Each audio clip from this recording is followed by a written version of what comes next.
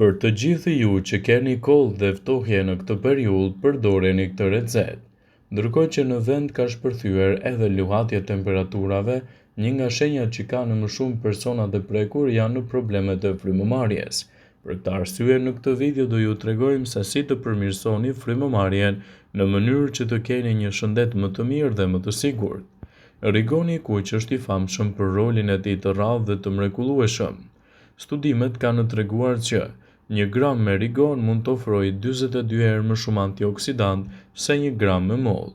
Çaji i rigonit të kuq ose çaji alpin ose çaji i bjeshkëve ndihmon kundër të ftohtit, virozave, temperaturës dhe nxjerrjen e gëlbazës.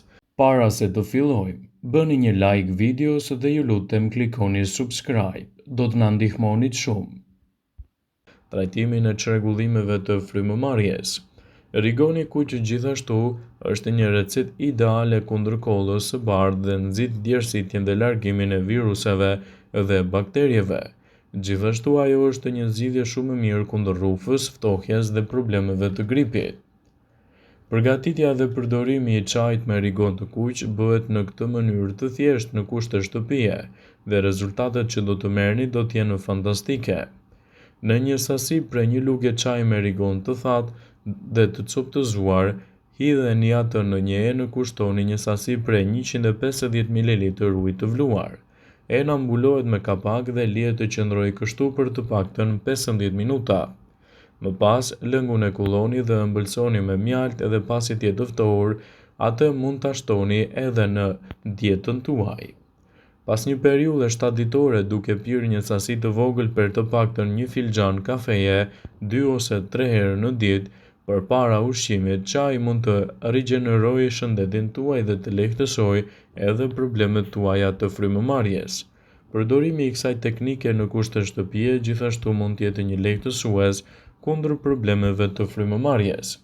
Çaji mund të riparojë edhe elementet ushqyes të lehtësimit të problemeve respiratore.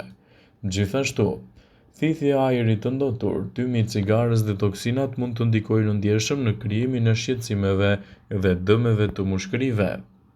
Për këtë arsye kemi përzgjedhur në këtë video disa metoda të thjeshta të cilat në kushte shtëpie mund të ndihmojnë ndjeshëm në përhapjen e lehtësimit të ajrit në mushkëri dhe përmirësimin e kapacitetit të tyre.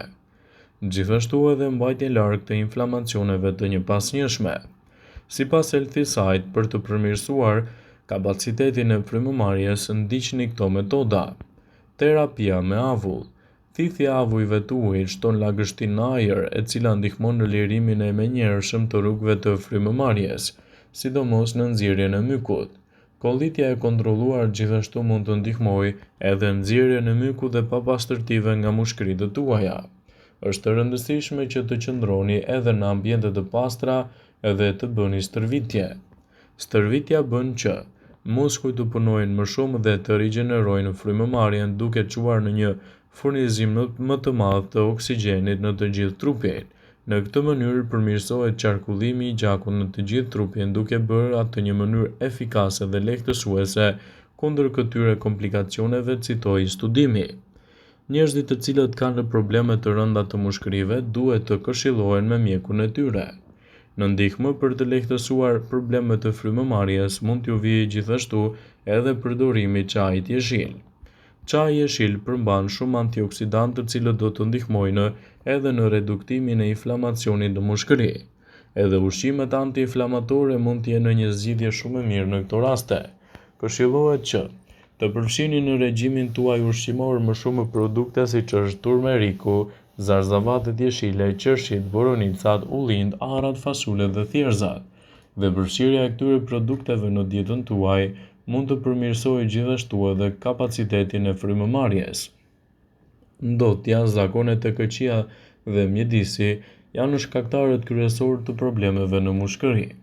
Shumë njerëz vuajnë nga sëmundjet kronike të mushkërive. Megjithatë, kjo nuk do të thotë se nuk ka asnjë mënyrë për të mbajtur këtë organ të shëndetshëm.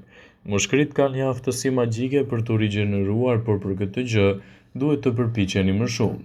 Ka gjëra që mund t'i bëni për të detoksifikuar natyrshëm mushkëritë tuaja, si për shembull të pini pije pastruese. Është e rëndësishme të dini se përmirësimi i gjendjes së mushkërive fillon diku midis 2 javëve dhe 3 muajsh pas fillimit të terapisë. Pra, pas rreth 1 muaji duhet të ndjeheni më të shëndetshëm. Në këtë rast ka pije që mund të ndihmojnë në reduktimin e mukusin dhe detoksifikimin e këtij organi.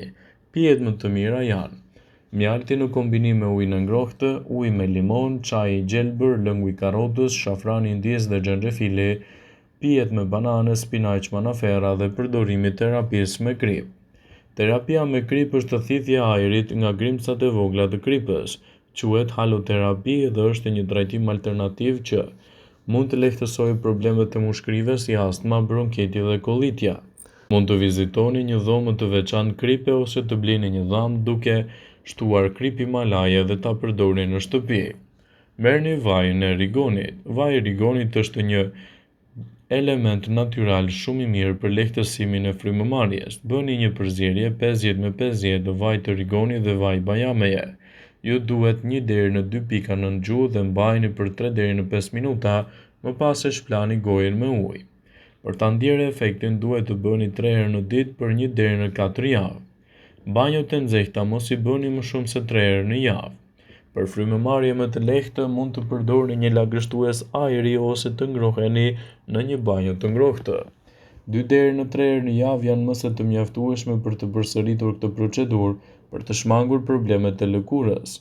Gjithashtu banjo nuk duhet të jetë tepër e nxehtë, por në temperaturë midis 32 dhe 40 gradë.